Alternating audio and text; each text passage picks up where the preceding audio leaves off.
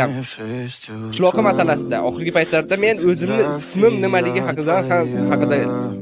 haqidagi savoldan ham ko'proq qishloqi kim degan savolni ko'proq eshityapman. Va bu savolga hozir men to'liq qilib javob bermoqchiman. Shuncha vaqtdan beri artefakt men edim, to'g'rimi? Mana men hozir sizlarga o'zimni ko'rsatdim va shundan tushunishingiz mumkin. Men o'sha artefaktman. Qishloqqa keladigan bo'lsak. Qishloqqa esa